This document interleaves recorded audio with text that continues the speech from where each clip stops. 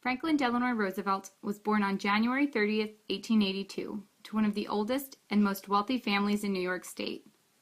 While attending Groton School, a boarding school in Massachusetts, Roosevelt was strongly influenced by the headmaster, Endicott Peabody. He believed that it was the duty of a Christian to help those less fortunate, and that entering public service is one of the most honorable professions. It was this belief that early on in his life, Roosevelt identified himself as a Democrat. FDR went on to attend Harvard University. Although academically he was just an average student, he became editor-in-chief of the Harvard Crimson, the university newspaper. While at Harvard, his fifth cousin, Theodore Roosevelt Jr., became the President of the United States. Teddy Roosevelt was a formidable leader, which made him a role model and hero to Franklin. It was even Teddy who introduced Franklin to his future wife, Eleanor. Franklin Delano Roosevelt married Anna Eleanor Roosevelt on March 17, 1905. The two had 6 children together, although sadly one had passed away before his first birthday. Eleanor stayed home with the children while Roosevelt pursued a political career as a Democrat. Eleanor would later go on to become one of the most influential women in history.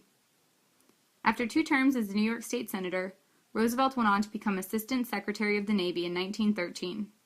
It was in this position that Roosevelt expanded the Navy and founded the U.S. Navy Reserve. In the election of 1920, Roosevelt was chosen to be the vice presidential candidate for Governor James M. Cox of Ohio, who was running for president. They were defeated by Republican candidate Warren Harding. In 1928, Roosevelt was elected as governor for the state of New York. Following his 2 terms as governor, Roosevelt was elected the 32nd President of the United States. As president, FDR would show his natural ability to be a leader. He was faced with a very difficult task as he entered the White House. Our country was going through the worst depression in history. The depression left people out of work, homeless, and starving. At his inauguration on March 4th, 1933, Roosevelt delivered his famous words, "The only thing we have to fear is fear itself." Roosevelt would not back down from a challenge. He tackled his obstacles head-on and created a program that focused on relief, recovery, and reform. He would provide relief to the unemployed, creating new labor jobs, and he would bring recovery to businesses in agriculture and farming. He would provide reform for those in need, especially the elderly, creating Social Security and taxes on the wealthy. Roosevelt was also a hero for many minority groups as he fought for New Deal programs that provided aid to African Americans and Native Americans. Franklin Delano Roosevelt would help the American people regain faith in themselves and in their country. Roosevelt worked to rebuild this great country and strived to create new deals that would allow better future for citizens. Through all of his struggles, there was a dark cloud ahead. He had sought to keep us out of the Second World War that was taking place in Europe. But on December 7, 1941, that effort became an impossible stance. Pearl Harbor was attacked by the Japanese. In one day, a date which will live in infamy, proclaimed Roosevelt. More than 2,400 Americans were killed, and another 1,100 were wounded. America had no choice but to enter the war. Roosevelt worked with utter determination to prevail upon the enemy. He worked in cooperation with foreign officials in Britain, China, and the Soviet Union to create an alliance. Roosevelt oversaw the operations on June 6, 1944, known as D-Day, at Normandy Beach in France, where American troops fought tirelessly to defeat the Germans. The United States would raise the American flag on Normandy Beach, fulfilling Roosevelt's promise that we will gain the inevitable triumph, so help us God. It was with this passion and drive that Roosevelt was elected to 4 terms as the President of the United States.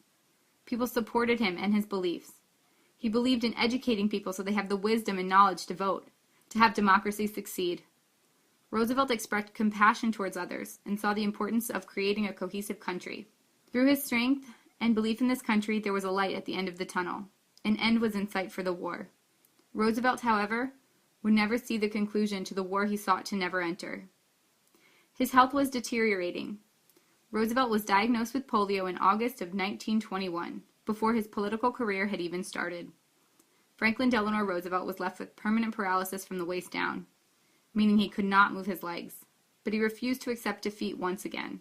He fought and struggled to walk and found relief at a resort in Warm Springs, Georgia. The water treatment that he found would allow him enough movement to accomplish his goals of having a triumphant political career. Sadly, on April 12, 1945, a mere 5 months before the conclusion of World War II, Roosevelt passed away at his home in Warm Springs. Roosevelt had suffered from a stroke, which is bleeding in the brain. And after his death, an editorial in the New York Times declared, "Men will thank God on their knees 100 years from now that Franklin D. Roosevelt was in the White House." Franklin Delano Roosevelt was born on January 30th, 1882, to one of the oldest and most wealthy families in New York State. While attending Groton School, a boarding school in Massachusetts, Roosevelt was strongly influenced by the headmaster.